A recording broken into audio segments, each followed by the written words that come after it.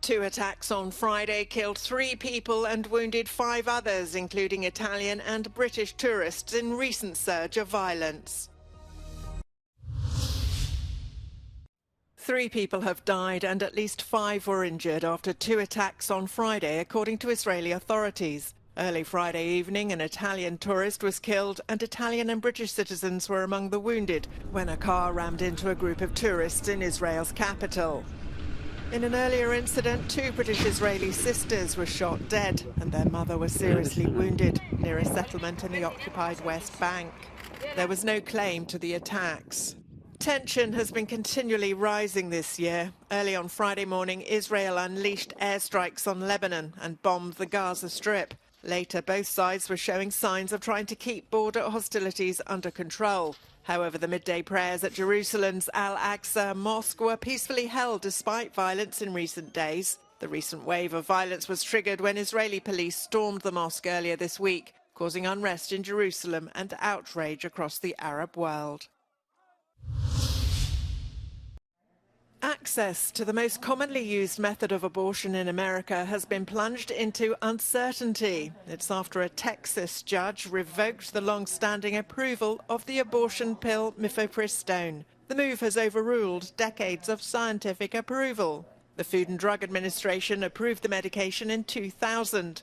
However, another judge has ordered US authorities to not make any changes that would restrict access to the drug. The dispute comes a year after the US Supreme Court tightened abortion access nationwide. The Ukrainian military claims to have shot down a Russian Su-25 ground attack jet near Marinka in the Donetsk region. A video is released on Friday that officials say shows the pilot ejecting before the plane hits the ground and explodes. However, Russia hasn't confirmed the loss of a fighter plane. The Moscow-serving mayor of Donetsk, Alexei Kolemzin, confirmed that 1 person died and 6 others were injured during Ukrainian shelling in the city of Slavyansk.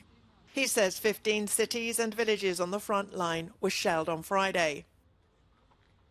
Elsewhere in the region, in the town of Siversk, 100 kilometres from Donetsk, there's been no drinking water, gas, electricity or communications for almost a year, according to the regional administration. It comes as the fight for Bakhmut intensifies and Ukraine forces say they're holding out. Global food prices have dropped by just over 1/5 in the past year, according to the UN's food agency. Mainly because of the Black Sea deal with Russia that allows Ukraine to export more of its grain. In March last year, Russia's invasion sent food prices skyrocketing, but even with the fall, they're still too high. And then there are global shortages of agricultural fertilizers to contend with. They mostly come from Russia, but it's been hit by sanctions. Before the war, Ukraine exported 10% of the world's wheat, 15% of the corn and 13% of the barley, according to the European Commission. Luckily, Australia and the EU have produced more than was expected, and the Black Sea grain deal has likely saved many lives in Africa.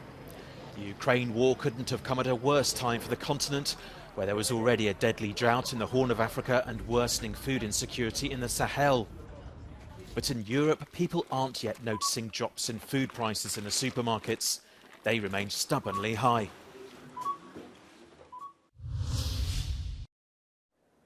Despite the absence of Pope Francis, the Way of the Cross was celebrated in Rome on Good Friday. Hundreds of people participated in the ceremony at the Colosseum. The Pope didn't take part because of the intense cold temperatures, according to the Vatican. The 86-year-old was in hospital just a few days ago with bronchitis. Over in Nicaragua, the Catholic faithful celebrated the Way of the Cross in churchyards rather than in the streets. It's amid tensions between the government of President Daniel Ortega and the church. Opposition media and some priests claim that the government had banned the traditional Holy Week processions in the roads. However, there's been no official restrictions reported. And in Bolivia, 250 local artists from Peru and Argentina created 25 sand sculptures as part of the Holy Week celebrations. Most of them represent the Passion of Christ. The works will remain in place until the wind blows it away.